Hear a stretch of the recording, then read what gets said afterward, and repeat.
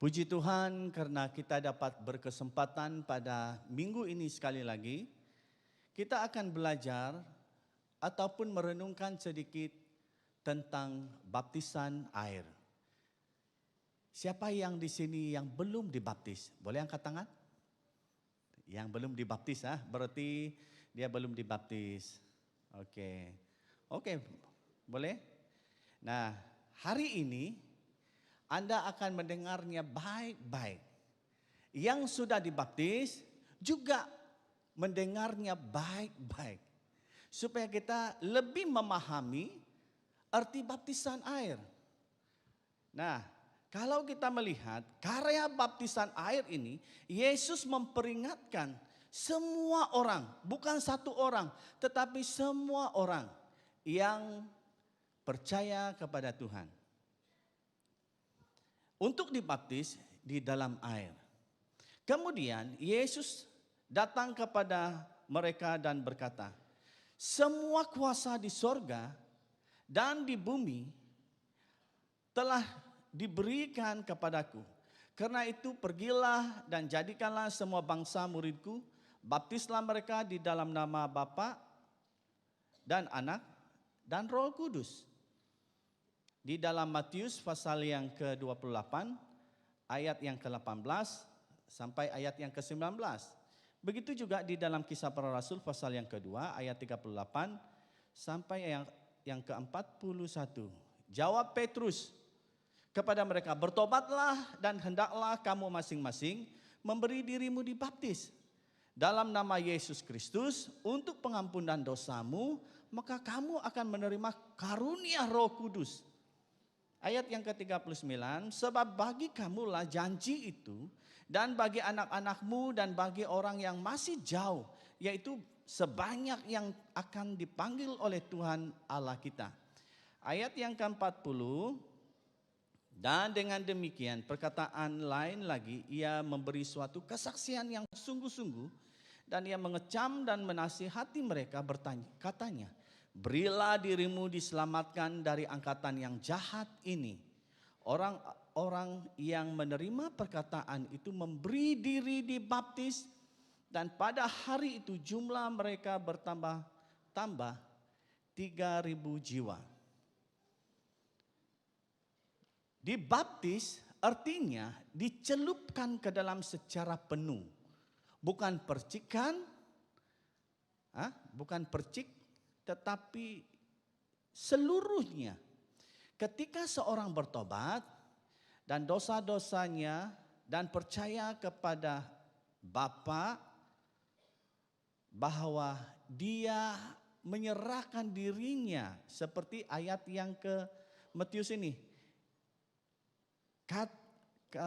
Yesus mendekati mereka dan berkata kepadaku telah diberikan kuasa di surga dan di bumi. Karena itu pergilah, jadikanlah semua bangsa muridku dan baptislah mereka dalam nama Bapa dan Anak dan Roh Kudus.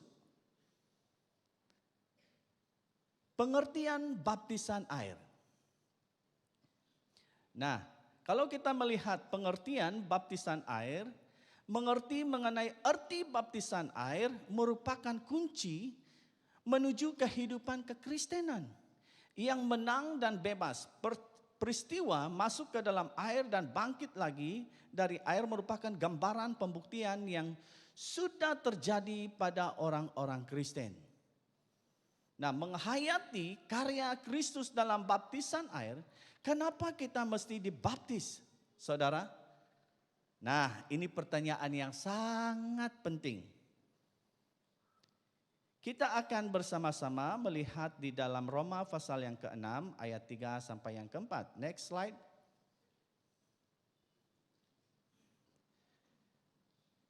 Boleh kita baca bersama-sama?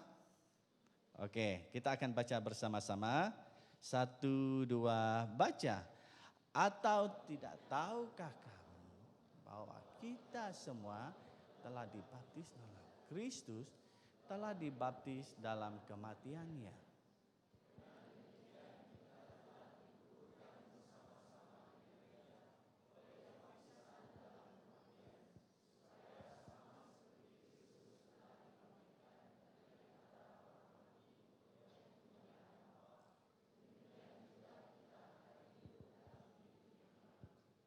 Nah, perhatikan.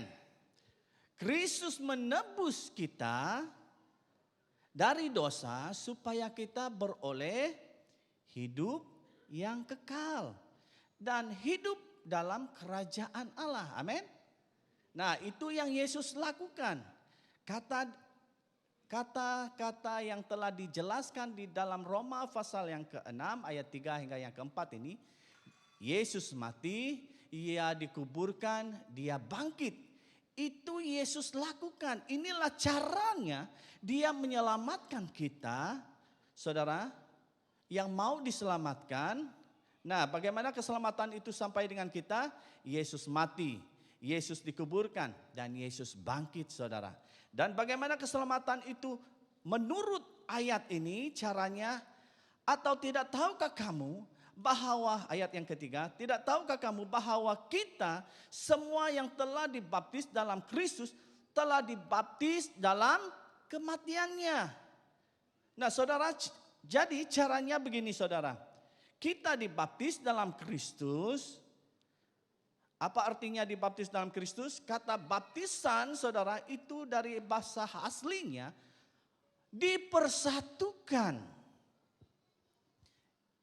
Baptisan itu dipersatukan ataupun diselamkan atau dicelup ke dalam. Jadi kita di dalam Kristus, saudara, kita ditenggelamkan dalam Kristus.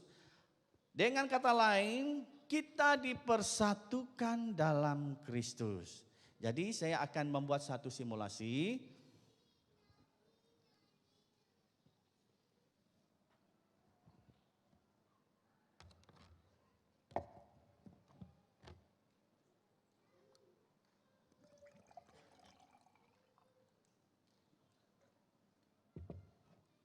Saya bukan jual obat. Nah,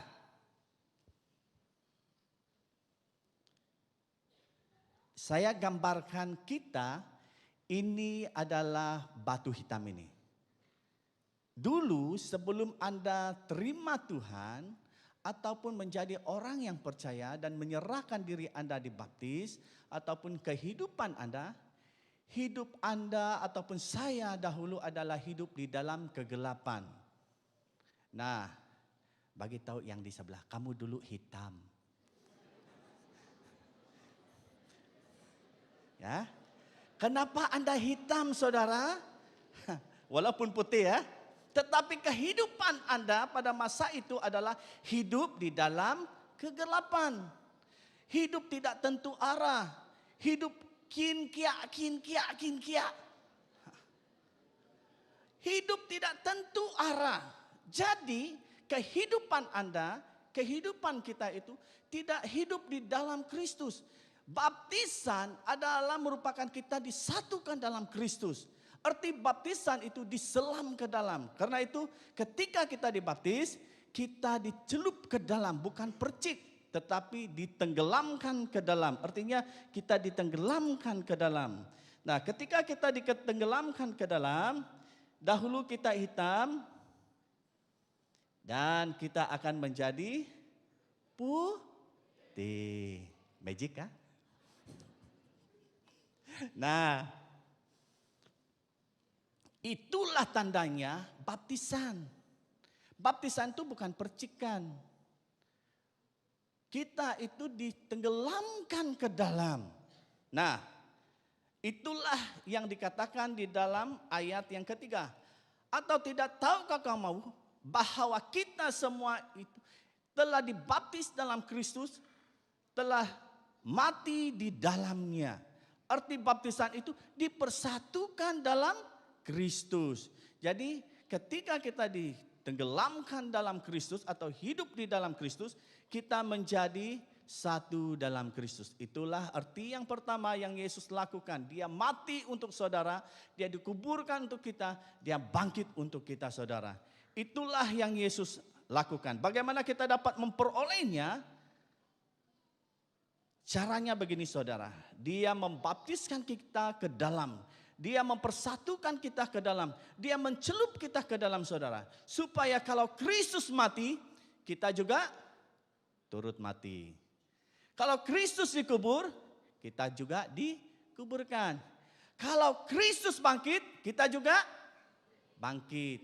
Itulah yang Yesus lakukan untuk saya dan saudara.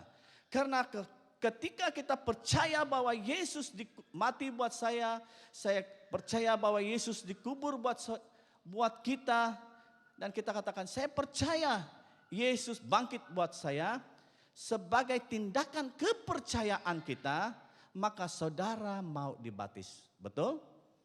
Kalau kita sudah percaya ini, maka kita mau dibaptis. Karena baptisan itu adalah menggambarkan kita disatukan dengan Kristus. Mati bersama-sama dengan Kristus. Bangkit bersama-sama dengan Kristus.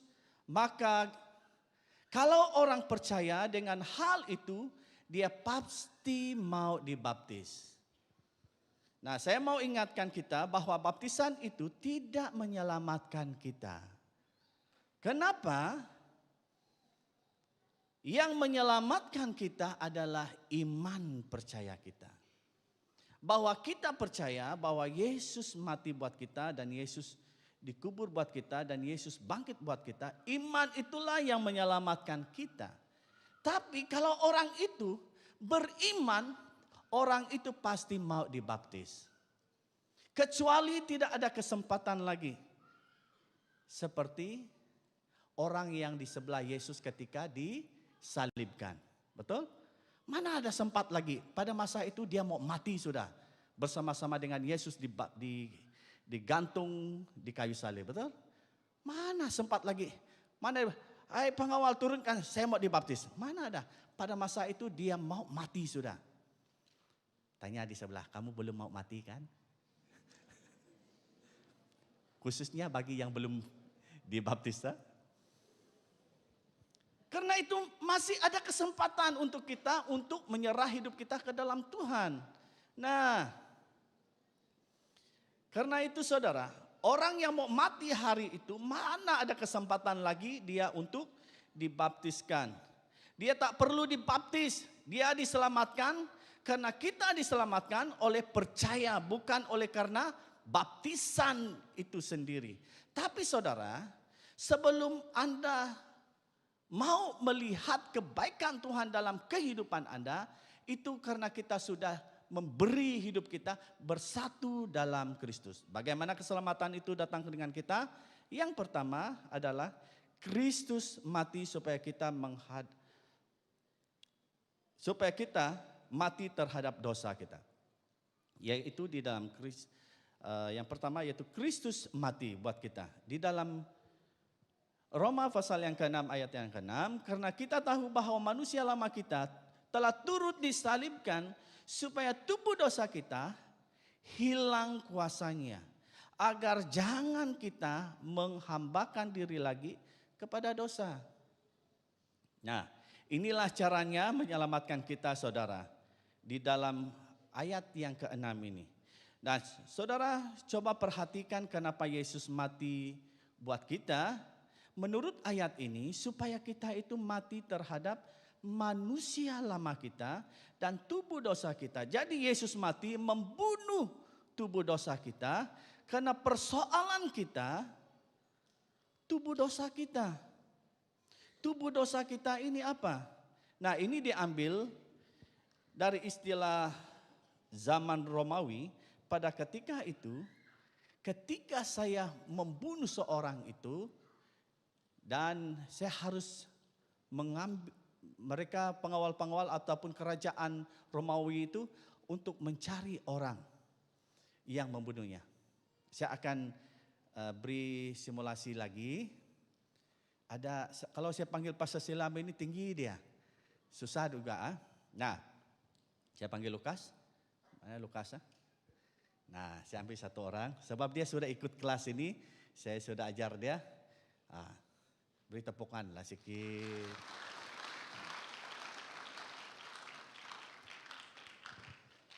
Nah, ini contoh. Ini contoh. Nah, di dalam ayat 6 ini, karena kita tahu bahwa manusia lama kita telah turut disalibkan supaya tubuh dosa kita hilang kuasanya. Agar jangan kita menghambakan diri lagi kepada dosa. Yang Tuhan Yesus mati di kayu salib itu membunuh tubuh dosa kita. Tubuh dosa kita ini yang Tuhan Yesus salibkan. Oke? Nah, kerajaan Romawi pada masa itu mengambil istilah demikian. Pada masa itu Paulus mengambil hukuman pada masa itu ketika saya bunuh dia ini. Saya bunuh dia, saya lari ya. Sebab dia sudah mati.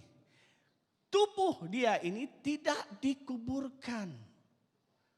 Dia tidak dikuburkan, malahan orang-orang kerajaan pada masa mencari saya supaya saya ditangkap. Ketika mayat ini 2-3 hari ke 4 hari tidak dikuburkan. Karena dia bukan mati mengejut, karena dia dibunuh. Mereka akan cari orang yang bersalah supaya saya yang membunuh dia ini akan ditangkap. Ketika saya ditangkap, bayangkan, ini mayat mayat ini 3 hari ke 5 hari ke 1 minggu. Bau dia macam mana? Bau apa? Apple? Bau dia banyak macam bau lah. Ketika itu saya ini akan diikat bersama dengan dia. Bukan ikat begini. Kalau begini bolehlah, kan mana dapat cium bau dia. Ini bayangkan. Itu diikat. Oke, silakan dulu. Nah, tepuk tangan lah.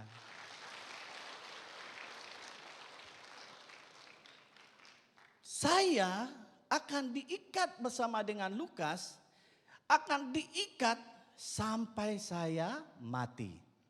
Lukas sudah saya bunuh. Lepas itu saya akan diikat sampai saya mati juga.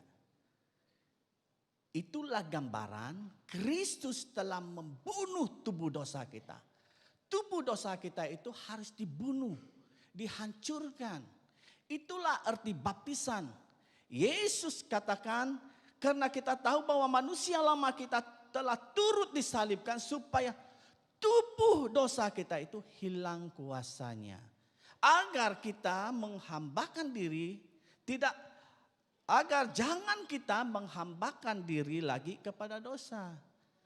Nah, inilah yang dikatakan Kristus mati sampai kita itu mengalami satu perubahan. Ingat bahwa banyak orang mengatakan bahwa kehidupan ini dibaptis sudah itu mengalami kehidupan yang baru, benar.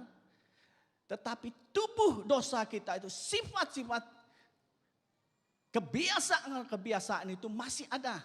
Itulah yang harus dihancurkan. Supaya kita itu menjadi manusia yang baru. Manusia agung. Manusia baru.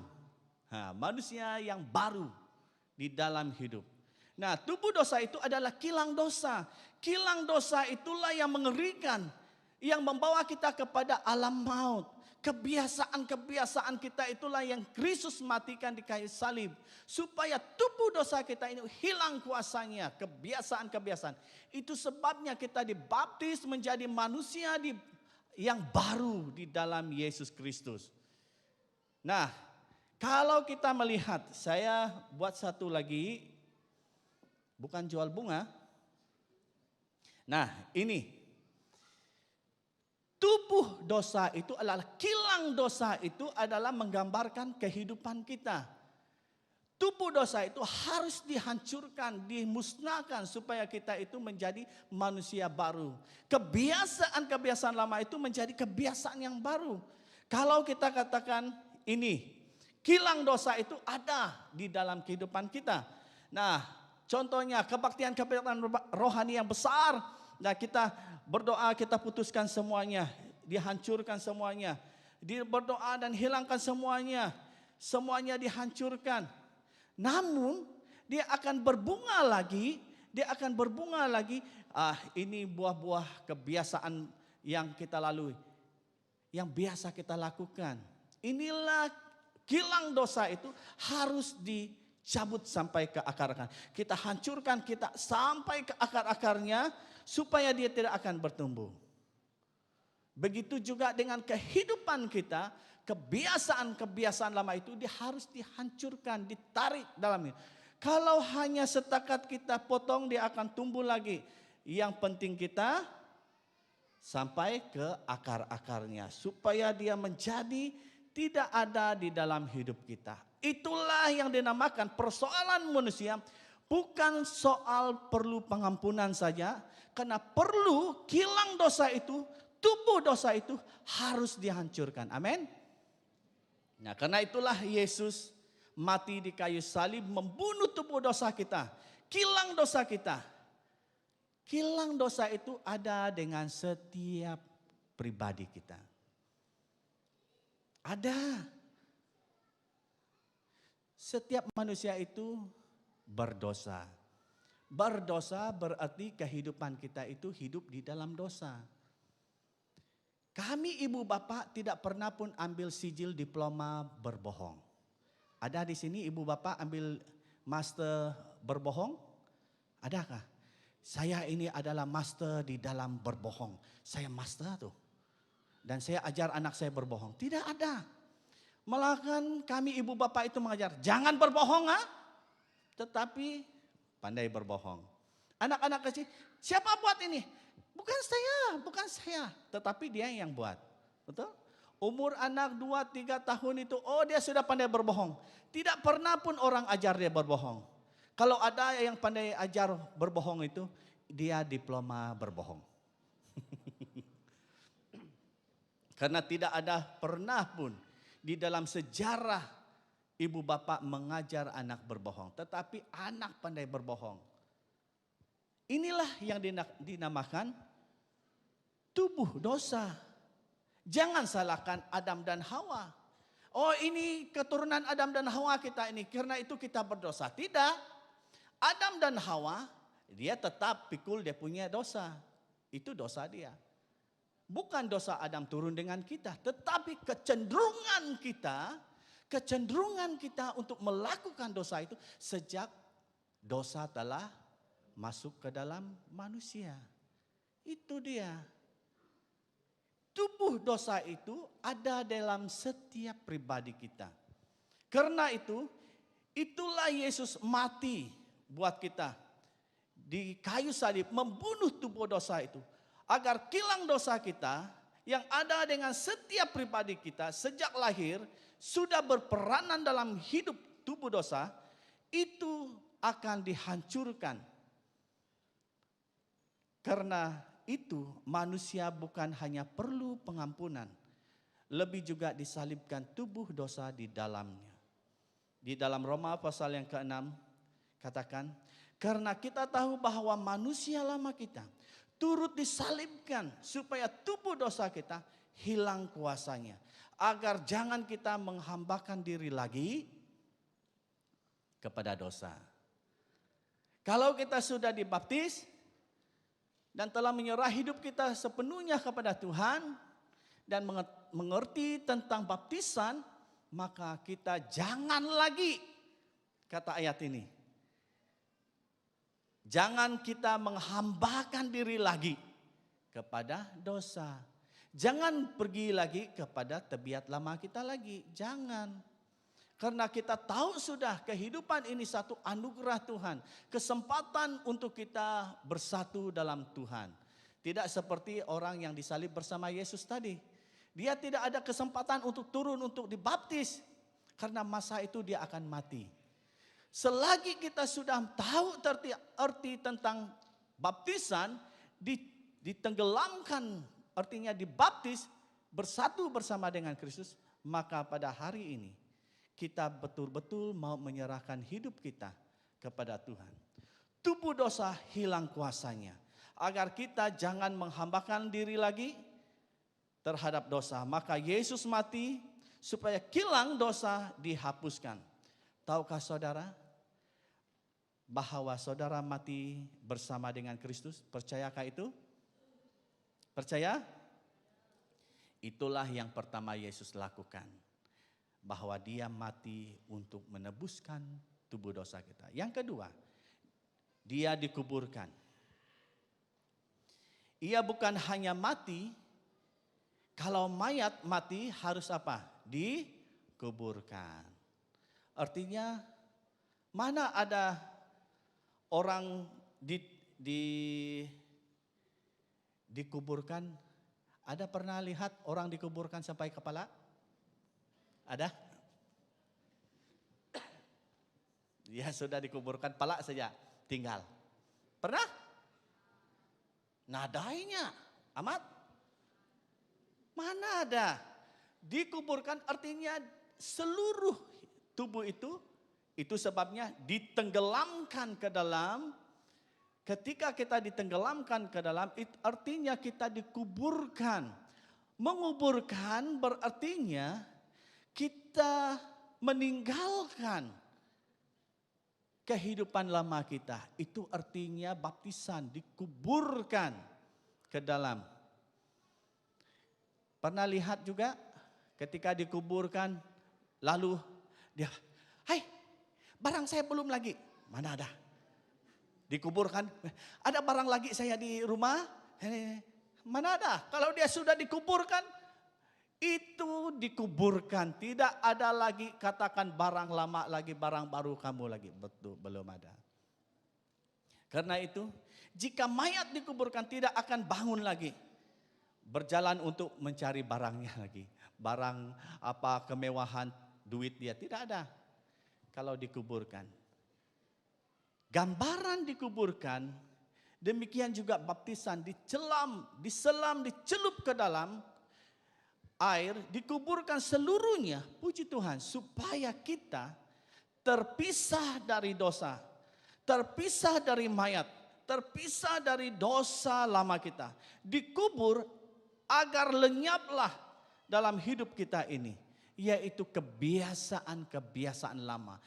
Itu akan datang, ya itulah sebabnya Paulus katakan manusia kita ini, tubuh kita, roh kita kuat. Tetapi apa? Daging kita lemah. Memang roh kita menyala-nyala, tetapi tubuh ini adalah lemah. Ada masanya kita kuat, ada masanya kita lemah di dalam hidup ini.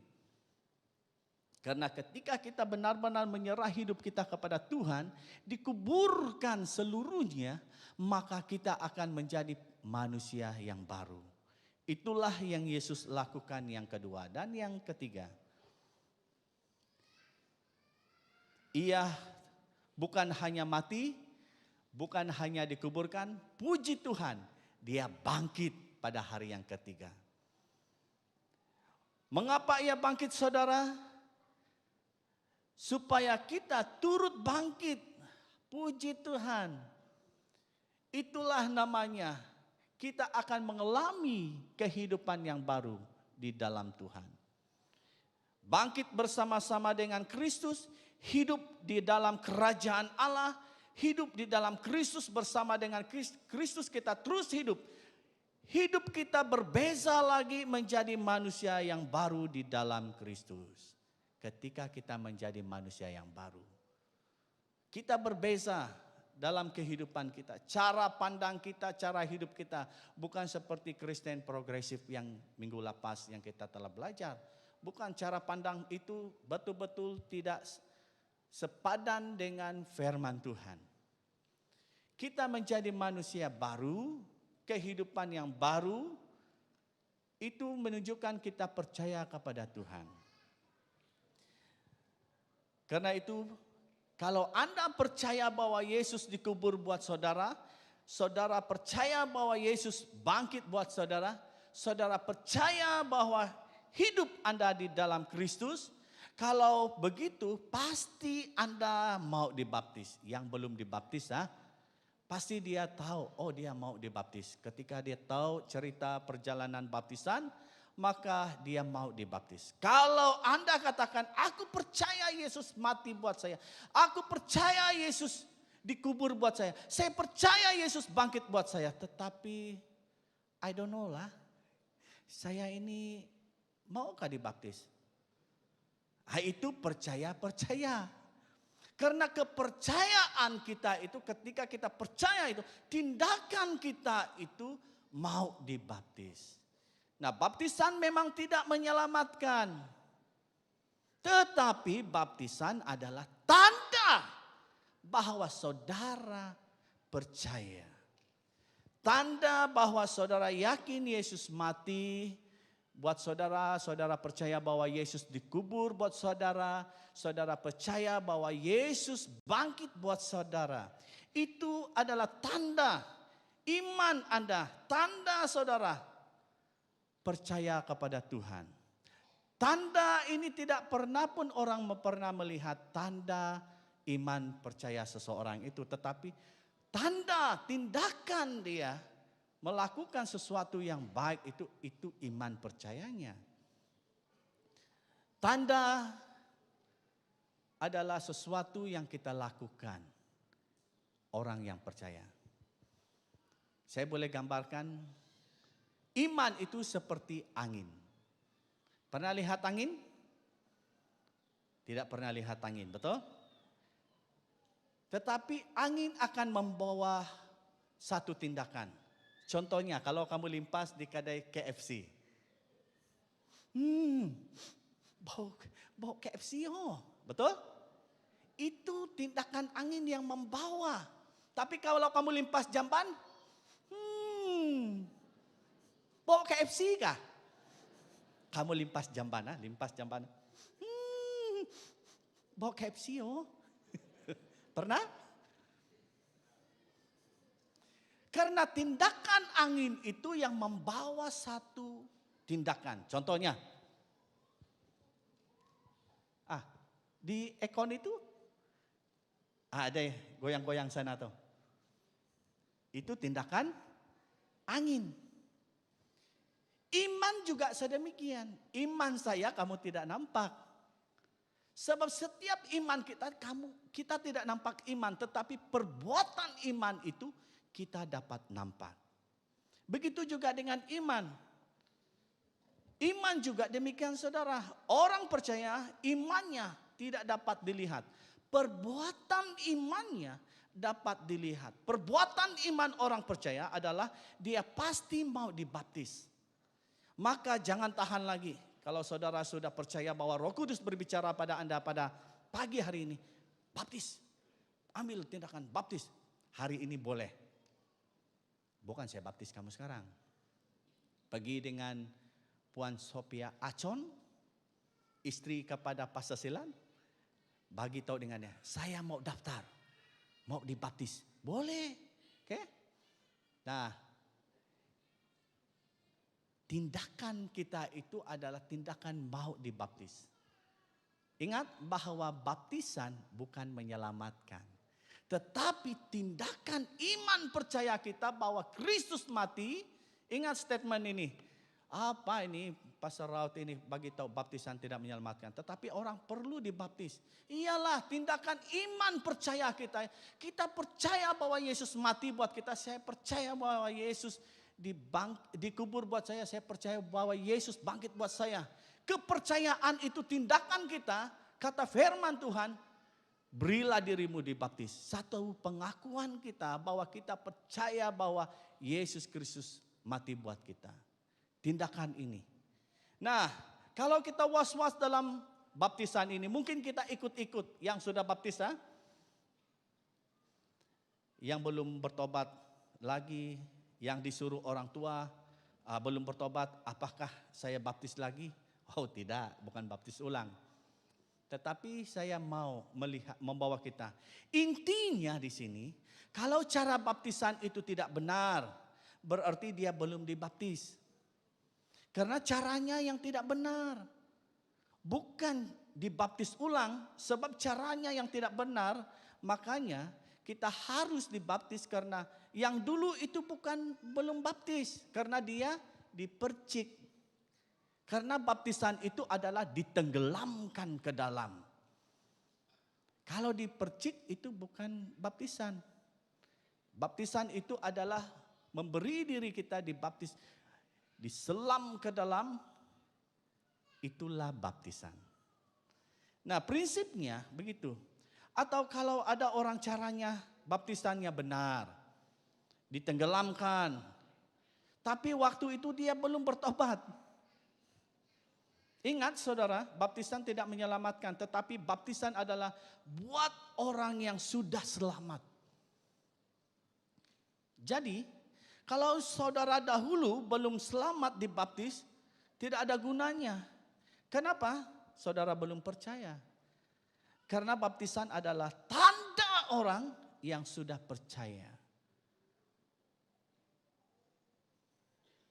Kalau dia belum percaya, tidak ada gunanya dicelup 15 kali ke 12 kali ke dia. Oh, itu tidak ada gunanya karena dia tidak percaya pada masa itu. Ada satu ajaran, ini Kristen progresif juga ini, mereka ini. Nah, dia harus dibaptis ulang. Sudah kebangunan rohani terjadi, dibaptis. Suruh mereka dibaptis. Yang hitung itu mesti 100 kali, 100 kali. Bayangkan nenek-nenek yang disuruh baptis baru nih untuk supaya keturunannya itu baik. 1, 2. Ini semangat ini. Sampai ke 20. 1.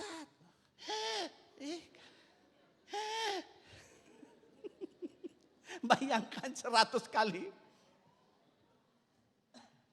Saya katakan, siapa punya ajaran ini? Mana ada? Itu yang dikatakan 14 kali kah kamu, 12 kali kah kamu. Kalau caranya tidak betul, memang tidak betul. Disuruh nenek-nenek baptis, bayangkan. Kata saya dengan dia, kamu habiskan ya. Mau tidak mau 100 supaya semua dosa habis. Bayangkan. Sakit kamu lepas. Apa tidak? Air itu sejuk kata dia. Lagi pinggang sakit, bayangkan nenek. Mula-mula mungkin dia boleh lurus. Lama-lama. Jangan. Baptisan ini ketika sudah dibaptis, tidak ada baptis ulang lagi. Karena cara kamu itu kalau kamu percaya pada hari ini, kita akan berdoa bersama. Kita mau refresh di dalam doa kita. Karena pada masa itu kamu belum benar-benar mengerti tentang baptisan. Ketika saya dibaptis, saya Darja 5. Darja 5 saya dibaptis. Ketika biasa tuh orang-orang ulu lah. Siapa orang ulu Garanti tahu. Bulan 12, 24 itu pelayan-pelayan sudah jalan sudah tuh. Mau dibaptis kah? Mau dibaptis. Siapa mau dibaptis? Baru kumpul-kumpul orang. Nah, saya pergilah baptis. Pada masa itu saya mau menyerah hidup ini. Yang saya ingat saya mau menyerah hidup ini kepada Tuhan. Nah, saya dibaptislah. Dibaptis. Nah, menjadi manusia yang baru. Di dalam Kristus. Asalkan kita tahu caranya. Nah, baptisan itu ada kuasanya yang kalau kita lakukan dengan iman percaya kita. Ada satu kesaksian lagi.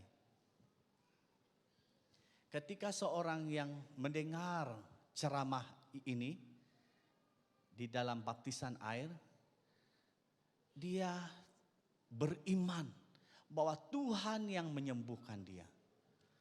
Lalu dia memberi namanya untuk dibaptis. Ketika jumpa dengan Ase yang pemimpin tuh, kaki dia diikat dengan kain sebab dia sakit kulit. Kanker kulit. Dia tidak boleh kena air, itu sebabnya peluh pun tak boleh. Kalau kena sangat sakit sekali. Tetapi dia mau dibaptis. Dia beriman bahwa Tuhan akan menyembuhkan dia. Karena baptisan itu ada kuasanya. Nah, mulailah pada hari dibaptis, orang yang baptis pun 2 kali pikir, apakah mau dibaptis orang ini macam mana? Tetapi beriman bahwa Tuhan akan menyembuhkan dia. Dia turun, memang sakitlah. sebab dia sakit kanser kulit. Dia sudah dibaptis, sudah tuh 2-3 hari cek ke hospital. Ketika dicek oleh dokter heran, obat apa yang kamu makan? Obat apa yang kamu makan ini sehingga kulit kamu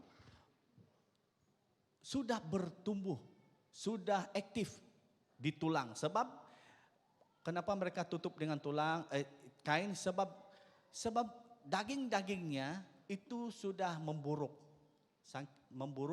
sehingga kalau lama-lama akan tidak ada kaki dia. Tetapi ketika dibaptis, daging-daging yang sudah mati itu bertumbuh. Dokter pun cakap, obat apa yang kamu makan? Dia percaya bahwa itu adalah kesembuhan dari Tuhan. Baptisan ini penuh powerfulnya. Asal dilakukan dengan betul. Karena karya Kristus dalam baptisan air itu penuh mukjizat yang dilakukan oleh Tuhan. Ini bukan cerita dongeng, bukan. Ini cerita betul-betul. Karena itulah karya Kristus dalam baptisan air. Mari tim sip. Kita percaya bahwa Yesus itu adalah Tuhan yang sangat setia di dalam kehidupan kita. Di dalam seluruh kehidupan kita.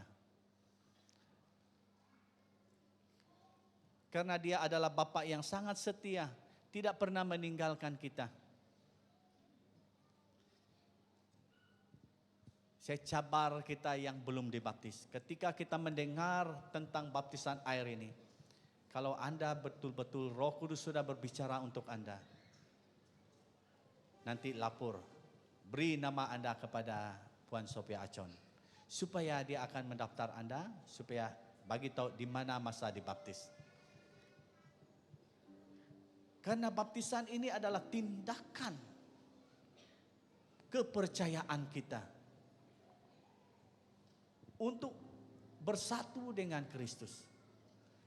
Agar kita menjadi manusia yang baru dalam hidup kita. Memang baptisan tidak menyelamatkan. Tetapi tindakan kita, kepercayaan kita, itulah yang dikatakan iman percaya kita. Mari kita berdiri bersama-sama. Kita memuji Tuhan. Sebab Dia adalah Bapa yang sangat setia dalam kehidupan kita. Kita yang mau dibaptis itu, simpan tangan di dada kita. Kita akan mengingatkan kebaikan Tuhan tidak pernah meninggalkan kita.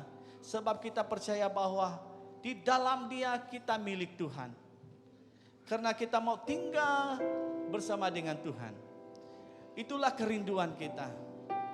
Kita mau ubah hidup kita ini. Namun tidak dapat. Hanya kuasa Tuhan saja yang memberi pemulihan untuk hidup kita. Agar menjadi putih dosa kita.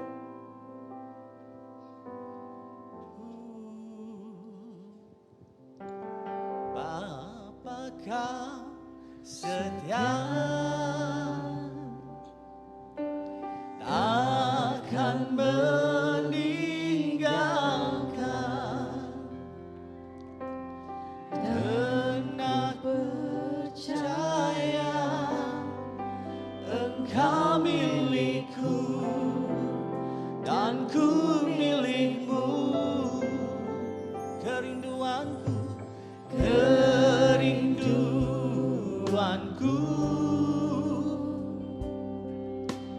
tinggikan namamu, karena ku tahu Engkau dalamku dan ku dalammu. Ubah hatiku, ubah hatiku.